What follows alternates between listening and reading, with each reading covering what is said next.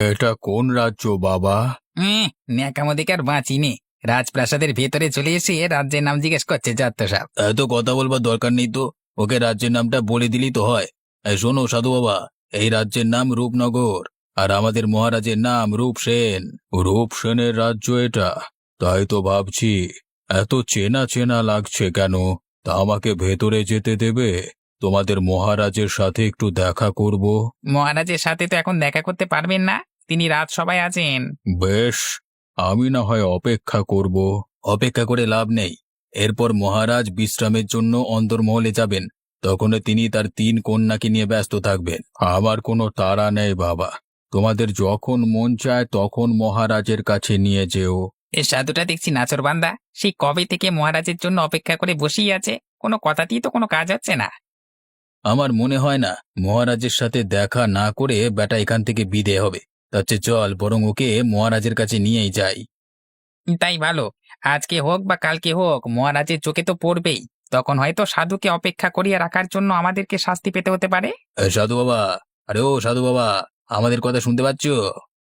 কে? কে ডাকে আমায়? আমি সাধু বাবা, মহারাজ আপনাকে ডেকেছেন। ও, তোমরা? তা মহারাজ আমায় এত তাড়াতাড়ি ডাকলো যে আমি তো কেবল ধ্যানে বসেছি। আগে দোষ আমাদেরই। মহারাজ ব্যস্ত ছিলেন বলে আমরা তার কাছে আপনার কথা বলতে পারিনি। আজকে সে কথা শুনে আপনাকে তিনি যেতে বলেছেন। মিথ্যে কথা বলো না প্রহরী। তোমাদের মহারাজ আমার কথা শুনলে এখানে এসে আমার পায়ের ধুলি নিতেন, আমাকে যেতে বলতেন না। প্রাসাদে ধুলির খুব অভাব কিনা, তাই আপনাকে সেখানে যেতে বললো, বুঝলেন তো। বেশ, আমি যাচ্ছি। তবে তোমাদের কোনো ভয় নেই। রূপসেনের কাছে আমি তোমাদের বিরুদ্ধে কোনো নালিশ করব না। প্রণাম রাজামশাই। আমি অনেক দূর থেকে আপনার সাথে সাক্ষাৎ করবার জন্য এসেছি। আপনি কি আমাকে চিনতে পেরেছেন?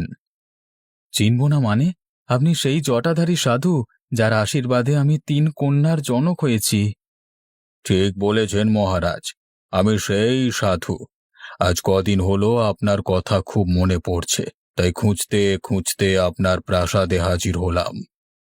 এ আমার পরম সৌভাগ্য। আপনি আমার রাজবাড়িতে পায়ের ধুলো দিয়েছেন। তাছাড়া আমার কন্যারা অনেক বড় হয়েছে। একটি বার আপনার দর্শন পেলে তাদের জীবন ধন্য হয়ে যাবে। সব হবে মহারাজ। তার আগে আমার আহারের আয়োজন করো। আমি খুব ক্ষুধার্ত।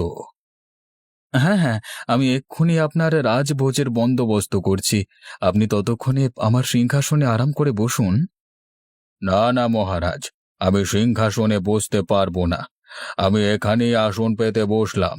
যা খাওয়াবে তা এখানেই নিয়ে এসো। খাবার কেমন হয়েছে প্রভু? আহ, এ যেন অমৃত। মুখে দেওয়া মাত্রই মিলিয়ে যাচ্ছে।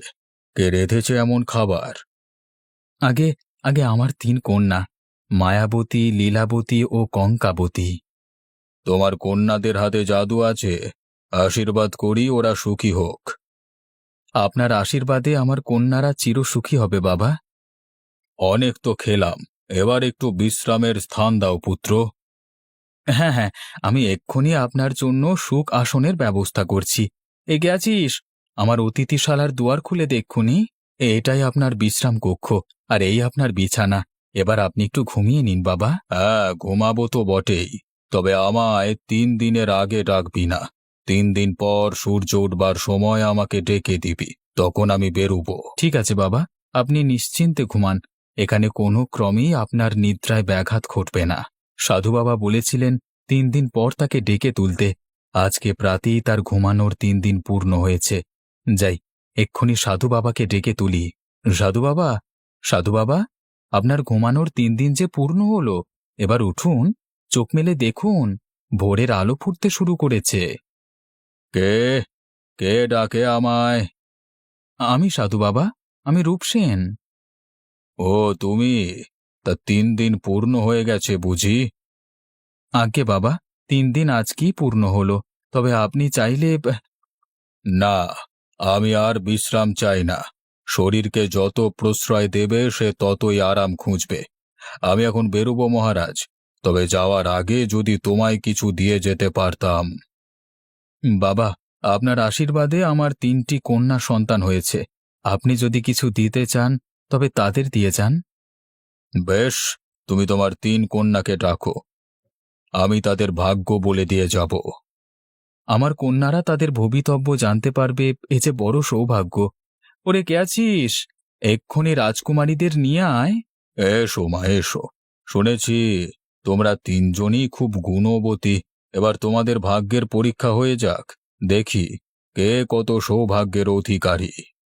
নে, এবার একে একে বাবার সামনে তোদের হাত দুখানি ধর দেখিনি। কি হলো সাধু বাবা? সে কখন থেকে দেখছি আপনি গম্ভীর হয়ে আছেন। আমার কন্যাদের হাতে খারাপ কিছু আভাস পেয়েছেন কি? হ্যাঁ মহারাজ, রাজকুমারীদের হস্তরেখা দেখে আমি খুবই নিরাশ হয়েছি। কি আছে ওদের হাতের রেখায়, যার জন্য আপনি এতটা হতাশ? ওদের হাতে সব রেখাই আছে, কেবল বিবাহ রেখা নেই। তার মানে আমার কন্যারা কুমারী থাকবে, তাদের কখনো বিয়ে হবে না? তাই তো দেখলাম মহারাজ। আপনার কোথাও ভুল হয়নি তো বাবা? যে কোনো একজন রাজকন্যার ক্ষেত্রে সেটা সঠিক হতে পারে মানলাম, কিন্তু 3জনের ক্ষেত্রে একই ফলাফল কিভাবে সম্ভব? আমার গণনা ভুল হওয়ার কোনো সম্ভাবনা নেই মহারাজ। আমি একাধিকবার গণনা করে একই ফলাফল পেয়েছি। এ কি বলছেন সাধু বাবা? এখন আমি কি করব? এই 3 কন্যা ছাড়া যে আমার আর কোনো সন্তান নেই। এখন যদি ওদের বিবাহই না হয়, তবে কি করে আমার রাজ্যের উত্তরাধিকার পাব? এতটা ভেঙে পড়বেন না মহারাজ। বিপদ যেহেতু আছে, তা থেকে উত্তরণের উপায়ও আছে। উপায় আছে? কি উপায় বলুন সাধু বাবা। সেজন্য রাজকুমারীদের অনেক ত্যাগ স্বীকার করতে হবে, তাদের এই রাজপ্রাসাদ ছাড়তে হবে। যদি কিছুকাল কষ্ট করে ওরা মনের মতো স্বামী পায়, তবে তা হাসি মুখে মেনে নেবে। বেশ, তবে আজই আপনি রাজকুমারীদের প্রাসাদ থেকে বের করে দিন, আর তাদের হুকুম দিন আপনার রাজ্যের দক্ষিণ প্রান্তে জেলেদের যে নোংরা গ্রামটি আছে, সেটি যদি পরিষ্কার করতে পারেন তবেই তারা প্রাসাদে ফিরতে পারবে। আপনার আদেশ শিরোধার্য সাধু বাবা। আমি এক্ষুনি আমার 3 কন্যাকে প্রাসাদ থেকে বের করে দিচ্ছি, কিন্তু সামান্য একটি গ্রাম পরিষ্কার করলে ওদের অভিশাপ কাটবে তো? হ্যাঁ, কাটবে। সেই সাথে রাজকুমার বরও পাবে। সে কি বলছেন পিতা? আমাদের প্রাসাদ থেকে বের করে দিলে আমরা এখন কোথায় যাব? সে কথা তো আমি বলেছি মায়াবতী, ওই জেলেদের গ্রামটিতে তোমাদের থাকতে হবে। আমরা কি আর প্রাসাদে ফিরতে পারবো না বাবা? সারা জীবন ওই গাঁয়েই থাকতে হবে। আহ, সে কথা আমি কতবার বলবো? একবার তো বললাম যে ওই গ্রামটি খুবই অপরিষ্কার। যদি তোমরা 3 বোন মিলে সেটি পরিষ্কার করতে পারো, তবে প্রাসাদে ফিরে আসতে পারবে। সেজন্য আমাদের যেতে হবে কেন? এই প্রাসাদে আমাদের 3 বোনের 300 দাসদাসী আছে। ওদের পাঠিয়ে দিলে ওরা পরিষ্কার করে আসবে। সব কাজ এত সহজভাবে নিও না কন্যা। তোমাদের যা করতে বলেছি তাই করো, না হলে তোমাদের কপালে শনি আছে, এই বলে দিলাম। এখন কি করবে দিদি? বাবার মতিগতি তো আমার ভালো ঠেকছে না। একবার বের করতে পারলে আর কি প্রাসাদে ঢুকতে দেবে? ওই সাধু আসার পর থেকেই বাবার মাথা বিগড়ে গেছে। উনি কি কুবুদ্ধি দিয়েছেন কে জানে। সব দোষ ওই সাধুটার। সেই আমাদের আজ পথে বসাচ্ছে। ওকে যদি একবার হাতের কাছে পাই, তবে মজা দেখাবো। আগে নিজেদের বাঁচাও, তারপর সাধুর কথা ভাবা যাবে। কি রাজকুমারীরা, আপনারা এখনো তৈরি হননি যে? কখন বের হবেন আর গন্তব্যই বা পৌঁছাবেন কখন? আমরা এক্ষুনি বেরোবো। তুমি বাবাকে বলে রথ তৈরি করো, আর সাথে কয়েক মাসের রসদ দিয়ে দিও। সেসব তো কিছুই নিতে পারবেন না রাজকুমারী। কোনো খাবার, পোশাক কিংবা মোহর আপনারা সঙ্গে নিতে পারবেন না। এত কঠোর, এত কঠোর কি করে হলো মহারাজ? কঠোরতার কি দেখেছেন রাজকুমারী? আসল কথা তো এখনো বলিনি। মহারাজের আদেশ, আপনাদের পায়ে হেঁটে সেই গায়ে যেতে হবে। পথি মধ্যে যত বিপদ আপদ হয়, সব আপনাদের মোকাবিলা করতে হবে। বুঝেছি। আমাদের বাঁচবার আর কোনো পথ বাবা খোলা রাখেনি। এত ভয় পাস নে ছোট। আমরা 3 বোন একসাথে থাকলে আমাদের কোনো ক্ষতি হবে না। সেই ভালো। এখন 3 বোন ঝটপট বেরিয়ে পড়ুন। সূর্যাস্তের পর মহারাজ আপনাদের মুখ দেখতে চান না। এই যে সকাল হলো, এখন আবার সব কিছু পরিষ্কার করতে যেতে হবে। বলি আমারও তো একটা মানুষের জীবন নাকি? এইভাবে এই সারা গাঁ পরিষ্কার করে বেড়ানো কি আর আমার কর্ম? বলো তো। কিন্তু কি আর করব, কাজ না করলে তো আবার ভাত মিলবে না। যাই, আগে আমার উঠোনটা পরিষ্কার করে নি, তারপরে খেয়ে দে বাইরে বের হব খন। ও মা, এ কি দেখছি গো আমি! এইভাবে ঝকঝকে করে কে আমার বাড়ি পরিচ্ছন্ন করে দিয়ে গেল গো? কে করলো এই কাজ? দিদি, ও দিদি, ওঠো না, ওঠো, দেখো ভোর হয়ে গেছে। কি হলো কি? এত সকালে কেন ডাকছিস বল? সারা রাত কষ্ট করে উঠোন পরিষ্কার করলাম, এর মধ্যে আবার ডাকাডাকি। আর এই বুড়িটা কে? কখন থেকে বকে যাচ্ছে। বোধহয় এই বাড়ির মালিক। চল তো গিয়ে দেখি কি হয়েছে ওর। সে কি গো, বলি তোমরা কারা? আর এই শিউলি তলায় কি করছো তোমরা? আমরা হলাম এই রাজ্যের রাজকন্যা। রাজকন্যা? তাহলে তোমাদের এই হাল হলো কি করে? কি বলছিস ছোট? চুপ কর। আসল কথা বললে আমাদের কেউ সাহায্য করবে? না না, আমরা রাজকন্যা নই। আমরা 3 বোন, এক কাঠুরিয়ার সন্তান। আমাদের বাবা মা হিংস্র পশুর আক্রমণে মারা গেছে। জঙ্গলে আর থাকতে না পেরে এই গাঁয়ে এসেছি। কিন্তু এই মেয়ে যে বলল তোমরা রাজার দুলালি।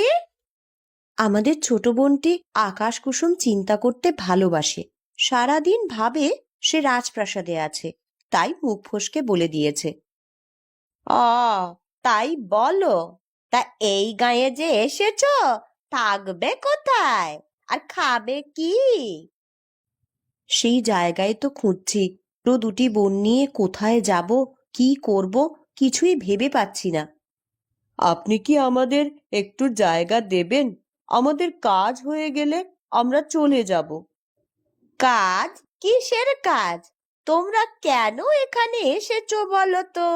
গোপন কোনো দুরভিসন্ধি নিয়ে এসেছো নাকি? হ্যাঁ? কোনো অভিসন্ধি নিয়ে আসিনি আমরা। ও বলতে চেয়েছে ভালো কোনো কাজ পেলে আমরা চলে যাব। তা যাবে, আমি বা তোমাদের রাখতে যাব কেন বলো তো? শোনো মেয়েরা, এই জায়গাটা ভালো নয়, আর তোমাদের মতন রূপবতী মেয়েদের জন্য তো নয়ই। আমি তোমাদের আমার বাড়িতে আশ্রয় দিতে পারবো, কিন্তু ওই খাওয়া দাওয়া তোমাদের নিজেদের করতে হবে। এই কেমন কথা? আপনি না খাওয়ালে আমরা খাবো কি? একেই বলে বসতে বললে শুতে চায়। আমি থাকতে দিচ্ছি, এটাই তোদের 7 জন্মের ভাগ্যি, বুঝলি? তা বটে, তা তো বটেই। আপনি খুব ভালো মানুষ, তা তো দেখেই বোঝা যাচ্ছে। আমাদের তো আর সমুদ্রে ফেলে দেবেন না। তাই বলছিলাম কি, যদি কোনো কাজ দিতেন, যা করে আমরা 3টি বোন খেয়ে পড়ে একটু বাঁচতে পারি। আমার কাছে তো তেমন কোনো কাজ নেই রে। তবে তোরা যদি চাস, আমার কাজে সাহায্য করতে পারিস। তাতে তোদের দুবেলা দুমুঠো ডাল ভাত জুটবে। আপনার কাজ? কি কাজ সেটা? আমি এই গ্রামের রাস্তাঘাট পরিষ্কার করি। আমাদের গ্রামটা এই খুব নোংরা কিনা, তাই প্রতিদিন এই কাজ করতে হয়। আরে, এই কাজের জন্যই তো আমরা এখানে এসেছি। দেখলে দিদি, কিভাবে একে একে সব মিলে যাচ্ছে। এখানে এসেছিস মানে? কারা তোরা, হ্যাঁ? আর কি চাস এখানে? তুমি ওর কথা এখনো বোঝোনি ঠাকুমা। ও বলতে চেয়েছে এমন সহজ কাজই আমরা খুঁজছিলাম। তোমার কাজ আমরা মন দিয়ে করব। এই কাজ সহজ? বেশ, কদিন কর, তারপরে বুঝবি মজা। এবার আমার সাথে আয়, দেখে নি, আমি তোদের ঘর দেখিয়ে দিচ্ছি।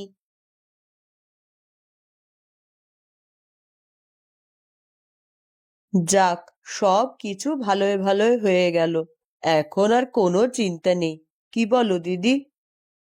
দেখলে দিদি, দেখলে কিভাবে ওসব গোপন কথা ফাঁস করে দিয়েছিল? আরে হতভাগী, কেউ যদি সত্যিটা জেনে যায় তাহলে কি করে আমাদের সাহায্য করবে? সারা জীবন এখানেই এভাবে থাকতে হবে, বুঝলি? আমি আবার কি করলাম? না না, কিছুই করিসনি তুই। শোন কঙ্কা, তোকে আরো সচেতন হতে হবে। কোনো কথায় যেন আমাদের আসল পরিচয় প্রকাশ না পায়। বলি কি রে, কি সব গুজুর গুজুর ফুসুর ফুসুর করছিস বলতো? এখানে আয় দেখিনি। যাই ঠাকুমা। এই চল চল, বুড়ি আমাদের ডাকছে। কই রে হতভাগীরা, বলি এত বেলা অবধি ওই রাজকন্যাদের মতন পড়ে পড়ে ঘুমোলে হবে? সূর্যি যে উঠতে চলেছে, এক্ষুনি কাজে লেগে যেতে হবে। এই যে বুড়ির ডাকাডাকি শুরু হয়ে গেছে, এখন আর একটুও ঘুমোতে দেবে না। আর ঘুমিয়ে কাজ নেই, এক্ষুনি ঝাড়ু গামলা নিয়ে বের হতে হবে। বাবা কি বলেছিল মনে নেই? যদি গাঁখানি এক্কেবারে পরিষ্কার করতে পারি তবেই আমাদের প্রাসাদে ফিরিয়ে নেবে। হ্যাঁ হ্যাঁ, তাই চলো। এখন কাজ শুরু না করলে শেষ করা যাবে না। তা তোদের সাজগোজ হলো? বলি কখন থেকে তো আমি চেঁচাচ্ছি, আমার কথা কানে যায় না নাকি? তোমার কথা কানে নিতে নিতে কালা হয়ে গেছি, আর সাজগোজ বলছো কি গো? কেবলই তো ঘুম থেকে উঠে ঝাড়ু হাতে নিলাম। হয়েছে হয়েছে, রাখ। আর তোদের বয়স আমিও পার করে এসেছি। চল এবার পরিষ্কার পরিচ্ছন্নের কাজ শুরু করতে হবে। এ কি গো, এর চারপাশে যে কেবল মরা মাছ ছড়িয়ে ছিটিয়ে আছে, এগুলো আমাদের পরিষ্কার করতে হবে? হ্যাঁ, এই সব মাছ এই ঝুড়িতে তুলে ফেল। তারপর ওই যে দূরে ওই যে ডোবার মতন জায়গাটা দেখছিস, ওই সেখানে গিয়ে ফেলে দিয়ে আয়। আমি পারবো না এই নোংরা জিনিসে হাত দিতে, তোমরা করো গিয়ে। বেশ, তাহলে তোকে ও বেলা থেকে খেতেও হবে না। যারা কাজ করবে তারাই খাবে। না না, কাজ করব আমি। এই যে এক্ষুনি সব পরিষ্কার করছি। আজকের মতো আমাদের কাজ শেষ। সবাই বাড়ি ফিরে চল, কাল সকালে আবার আসতে হবে। সে কি কথা, কাল সকালে আসবো মানে?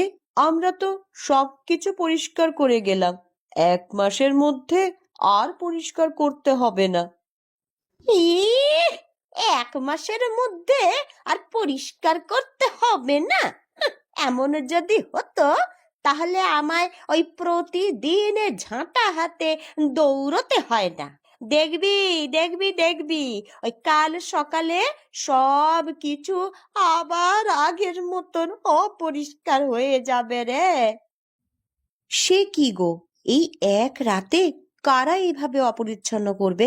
তাদের কি একটুও খারাপ লাগে না এত সুন্দর গ্রামখানি নোংরা করতে? তা বলি মন থাকলে তো খারাপ লাগবে। মন নেই? কি বলছো তুমি? হ্যাঁ রে মেয়ে, যে এই কাজ করে তার মন নেই, কারণ কোনো মানুষ নয়। এসব কাণ্ড করছে ওই হাড় হাবাতে মেছো ভূতটা। মেছো ভূত এই কাজ করছে? কিন্তু কেন? তা কি জানি, গত 2 বছর ধরে ও এই রকম উপদ্রব করেই চলেছে।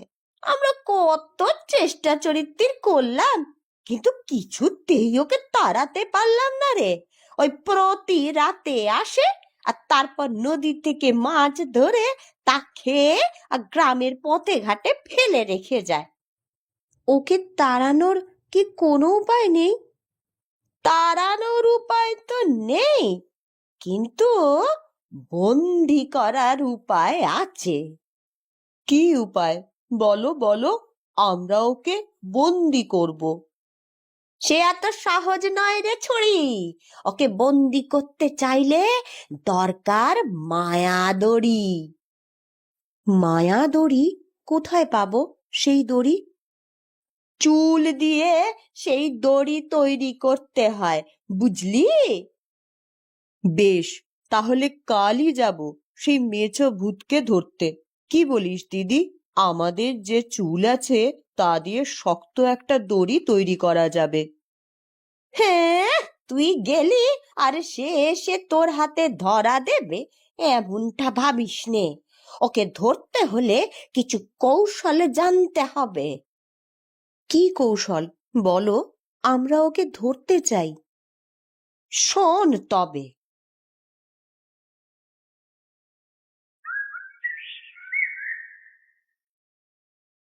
চুপ চুপ, ঠাকুমার কথা মতন আমরা সেই জায়গায় চলে এসেছি। ভূতটা এখানেই থাকবে, বল। কিছুই তো দেখছি না আশেপাশে। কোথায় ভূত, কোথায় কি? আহ, দেখতে পাবি, একটু ধৈর্য ধর না। তখন কিন্তু ভয় পেয়ে আবার মশাল নিভিয়ে দিস নে। না না, এই মশাল নিভবে না। যতক্ষণ আমি আছি ততক্ষণ মশাল থাকবে। এই কে রে? কারা এত রাতের বেলায় বের হলো? কাদের এত বড় সাহস?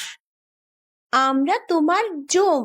যদি ভালো চাস তো আমাদের সামনে আয়, তারপর দেখাচ্ছি আমাদের সাহস কত। এই যে এলাম, দেখ এবার কেমন দেখতে লাগে। ওরে বাপ রে বাপ, এ যে সত্যি সত্যি ভূত। ও দিদি, আমি গেলাম। এখানে আর এক মুহূর্তও নয়। সাবধান কঙ্কা, এক পাও নড়বি না। মায়া, তুই এখনই ওর মাথায় মাটির হাঁড়িটা ভাঙ, আর তারপরই আমি হাত পা বেঁধে ফেলছি। আমায় বাঁধবি? আমায়? দুষ্টু মেয়ে কোথাকার! তারা এক্ষুনি তোদের গাছের উপর ঝুলিয়ে রাখছি। এ কি করলি? হায় হায় হায় হায়, এ কি করলি? আমার উপর সরিষা ছুঁড়ে দিলি, আমার যে হাত পা চলে যাচ্ছে। কেবল তো শুরু, এখন দেখ কি করি তোকে। ছেড়ে দে, আমাকে ছেড়ে দে। আমি এখান থেকে পালিয়ে যাব, আর কখনো এমুখ হব না। ওরে বাবা! কেউ ওর কথা শুনবি না। একবার ছাড়লেই আমাদের আক্রমণ করবে। যাক বাবা, অবশেষে ওকে বাঁধা গেল। চল এখন বাড়ি ফিরে যাই। ভূতটাকেও বাড়ি নিয়ে যেতে হবে। কোনোভাবে এখান থেকে ছুটতে পারলে আবার আমাদের ক্ষতি করতে চাইবে। সেই ভালো, চল চল, ওকে বরং চ্যাংদোলা করে ধরে নিয়ে যাই। এই, আয়, কে আছিস রে? বলি এক্ষুনি এদিকে আয় রে তোরা। দেখে যা, দেখে যা এখানে কি অলক্ষণে কাণ্ড ঘটেছে। কি হয়েছে ঠাকুমা? এই সাত সকালে চেঁচামেচি শুরু করলে কেন? কি হয়নি সেটা বল। সকালে উঠে দেখি এই ছোঁড়া হাত পা বাঁধা অবস্থায় পড়ে আছে, আর এদিকে গা খানিও বিলকুল পরিষ্কার হয়ে রয়েছে। একটুও ধুলো ময়লা নেই কোথাও। এখনো বোঝনি তুমি? কাল রাতে আমরা সেই ভূতটাকে জব্দ করেছি, তাই তো আজ আর কিচ্ছু হয়নি।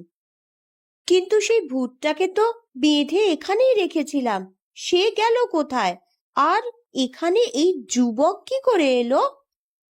আমি তোমাদের সব বলছি কন্যা, আগে আমার বাঁধন খোলো, তারপর সব ঘটনা খুলে বলছি। আপনাকে আমরা মুক্ত করলাম, এবার বলুন আপনি কে? আসলে আমি হলাম বিজয়নগরের রাজকুমার বিজয়। 2 বছর আগে মাছ ধরতে আমি এ গাঁয়ে এসেছিলাম। পথিমধ্যে এক সাধুর সাথে অন্যায় করায় তিনি আমায় অভিশাপ দিয়ে ভূত বানিয়ে রাখেন। ও, আপনি তাহলে সেই মেছো ভূত? হ্যাঁ, সেদিন সাধু বলেছিলেন, যদি কখনো রূপনগরের 3 রাজকন্যা এসে আমায় উদ্ধার করে তবেই এই জীবন থেকে মুক্ত হব। আজ তোমরা এসে আমায় বড় বাঁচা বাঁচালে। ও, এই কথা। তাহলে সেই সাধু বাবাই গ্রাম পরিষ্কারের কথা বলে আমাদের এখানে নিয়ে এসেছে, আর আমরা ভেবেছি আমাদের পিতা আমাদের ত্যাগ করেছে। যাক, যা হয়েছে ভালোই হয়েছে। তোমাদের জন্য রাজকুমার আজ নতুন জীবন পেল, তাই না কুমার? হ্যাঁ ঠাকুমা, ওরা আমায় নতুন জীবন দিয়েছে, তাই আমি ওদের আমার স্ত্রী হিসেবে গ্রহণ করে ধন্য হতে চাই। আপনাকে পতি হিসেবে মেনে নিতে আমাদের কোনো অমত নেই। যদি আমাদের বাবাকে রাজি করাতে পারেন তবেই আমরা আপনাকে বিয়ে করব। বেশ, চলো তবে মহারাজের কাছে। আমি তোমাদের 3 বোনকে তার কাছে আবদার করব। তাই যা, আশা করি মহারাজ তোদের নিরাশ করবেন না।